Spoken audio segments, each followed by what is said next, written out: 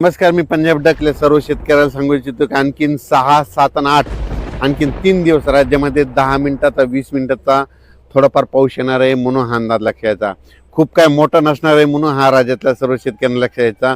त्याच्यानंतर 7-8 तारखेच्या नंतर चांगलं हवामान कोरडं होईल, पण तरी पण स्थानिक वातावरण तयार होऊन थोडाफार पाऊस येणार आहे म्हणून हा अंदाज सर्व शेतकऱ्यांना लक्षात यायचा. राज्यात शेतकऱ्याला सांगू इच्छितो की ज्यांना शेतीची कामे करायची असेल तर तुम्ही काय करा, ह्या म्हणजे आता 8 तारखेपासून 8 ऑगस्टपासून हवामान कोरडं होईल. काही काही भागात ठिकठिकाणी सूर्यदर्शन होईल, कोरडं होईल म्हणून हा अंदाज लक्षात यायचा आणि आपण आपल्या शेतीची कामे करायची. त्याच्यानंतर राज्यामध्ये 15 ऑगस्ट नंतर परत राज्यामध्ये पुन्हा पाऊस सक्रिय होणार आहे, पण ते पाऊस काय होणार आहे विदर्भाकडे असणार आहे. विदर्भामध्ये कुठं? विदर्भामध्ये वर्धा, नागपूर, भंडारा, गोंदिया, चंद्रपूर, यवतमाळ, गडचिरोली तिकडल्या पट्ट्यामध्ये राहणार आहे. म्हणजे पूर्व विदर्भामध्ये ते पाऊस असणार आहे म्हणून अंदाज तो सर्व शेतकऱ्यांना लक्षात यायचा. तसेच कोकणपट्टी, नाशिक, कोल्हापूर, त्याच्यानंतर पुणे ह्या पट्ट्यात काय होईल, आणखीन 2-3 दिवस सरी मात्र चालूच राहणार. काही काही ठिकाणी जोराचा पाऊस पडेल, 10 मिनिटाचा, 20 मिनिटाचा, अर्ध्या तासाचा असा पाऊस चालूच राहणार आहे म्हणून अंदाज त्या शेतकऱ्यांना लक्षात यायचा. त्याच्यानंतर इकडं मराठवाड्यामध्ये परभणी, लातूर, हिंगोली, त्याच्यानंतर नांदेड, संभाजीनगर, जालना, धाराशिव, लातूर, बीड ह्या पट्ट्यामध्ये काय होणार आहे, आणखी 2-3 दिवस स्थानिक वातावरण तयार होऊन दुपारपर्यंत ऊन पडणार, लगेच अर्ध्या तासाचा 1 तासाचा जोराचा पाऊस पडणार आहे म्हणून हा अंदाज लक्षात यायचा.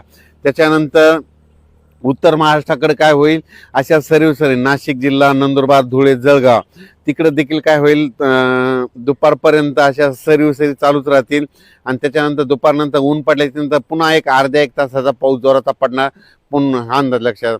खूप मोठा पाऊस पडणार नाही, फक्त काय होईल 10-20 मिनिटाचा पाऊस असणार आहे म्हणून हा अंदाज सर्व शेतकऱ्यांना लक्षात यायचा. तसेच नांदेड, लातूर, धाराशिव, सोलापूर, त्याच्यानंतर सांगली, बारामती इकडे काय होईल सरी मात्र सुरू राहतील. खूप मोठा पाऊस पडणार नाही म्हणून हा अंदाज लक्षात यायचा. पण तरी पण काय होणार आहे, ह्या 3 दिवसामध्ये आज म्हणजे 6 ऑगस्ट, 7 ऑगस्ट आणि 8 ऑगस्टच्या दरम्यान सोलापूर जिल्हा, लातूर जिल्हा, धाराशिव जिल्हा, इकडे सांगली जिल्हा, बारामती 2, कडाष्टी, बीड ह्या परिसरामध्ये काय होईल अर्ध्या तासाचा 1 तासाचा जोराचा पाऊस पडणार आहे. स्थानिक वातावरण तयार होऊन म्हणून अंदाज लक्षात येतात. खूप मोठं नाही, पण अर्ध्या तासाचा, 20 मिनिटाचा, 10 मिनिटाचा, 5 मिनिटाचा असा पाऊस पडून जाणार आहे म्हणून हा सर्व शेतकऱ्यांना लक्षात यायचा. सोशल मीडियामधून असं ऐकण्यात येतं की सप्टेंबर ऑक्टोबरमध्ये पाऊस कमी पडणार आहे, पण सर्व शेतकऱ्याला सांगू इच्छितो की सप्टेंबर ऑक्टोबर मध्ये परतीचा पाऊस जोराचा पडणार आहे, धुमाकूळ घालणार आहे म्हणून हा अंदाज सर्व शेतकऱ्यांना लक्षात यायचा.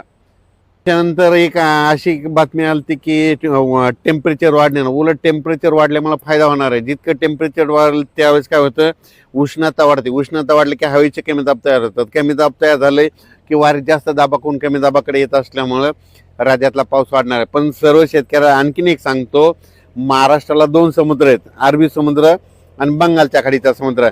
अरबी समुद्रामधून जरी काही भागामध्ये पाऊस नाही पडला तर तुम्हाला सांगतो 20 सप्टेंबर नंतर काय होतं की बंगालच्या खाडीमधून पाऊस येतो आणि त्या शेतकऱ्याची हरभऱ्याची, ज्वारीची पेरणी करून टाकतो. आणि शेतीमध्ये सगळ्यात महत्त्वाचा काही भाग असे आहेत, काही जिल्हे असे आहेत की त्यांना बंगालच्या खाडीचा म्हणजे याचा पाऊस चांगला पडतो, परतीचा पाऊस जास्त पडतो. मग त्याच्यामध्ये जिल्हे सांगतो, नांदेड जिल्हा झालं, परभणी जिल्हा झालं, धाराशिव जिल्हा झालं, त्याच्यानंतर इकडं जालना, त्याच्यानंतर इकडं अहिल्यानगर, सोलापूर जिल्हा, सांगली जिल्हा, सांगोला तालुका ह्या पट्ट्यामध्ये काय. त्याच्यानंतर मानखटाव म्हणजे एक सातारा जिल्ह्यामध्ये मानखटाव असा एक तालुका आहे, तिथं दरवर्षी पाऊस आता देखील कमी आहे.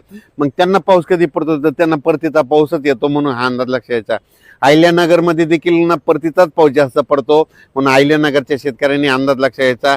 बीड जिल्हा, त्याच्यानंतर धाराशिव जिल्हा, सोलापूर जिल्ह्यात देखील परतीचाच पाऊस चांगला पडणार आहे म्हणून हा अंदाज त्यांनी लक्षात घ्यायचा.